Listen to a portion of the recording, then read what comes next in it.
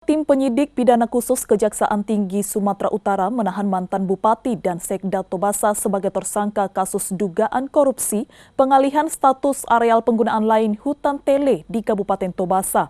Dua tersangka korupsi hingga merugikan negara sekitar 34,7 miliar rupiah dikirim ke Rutan Tanjung Gustamedan untuk proses hukum.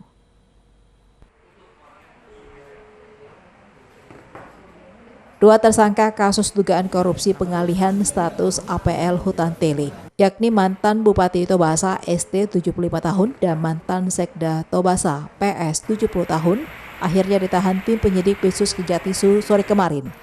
Kedua tersangka ditahan untuk memudahkan proses hukum. Kedua mantan pejabat di Kabupaten Tobasa terlibat dugaan korupsi pengalihan status APL Tele menjadi milik pribadi berupa pemukiman dan lahan pertanian, hingga merugikan negara sebesar 34 miliar 740 juta rupiah.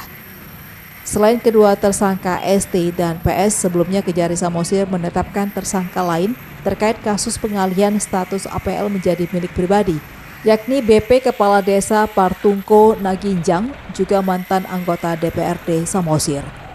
Dalam kasus dugaan korupsi, tersangka ST tidak melaksanakan tugasnya sebagai bupati untuk melakukan pengawasan terhadap peraturan perundang-undangan Land POM di daerahnya. Tertuang dalam pasal 5 Keputusan Presiden RI nomor 50/1980 tentang organisasi dan tata kerja penyelenggaraan Land POM.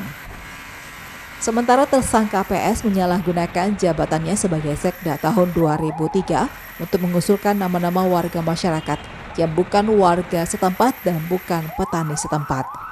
Dua tersangka korupsi yang merugikan uang negara sekitar 34,7 miliar rupiah dikirim ke Rutan Tanjung Gustamedan guna memudahkan proses hukum terhadap kedua tersangka untuk dilimpahkan ke pengadilan.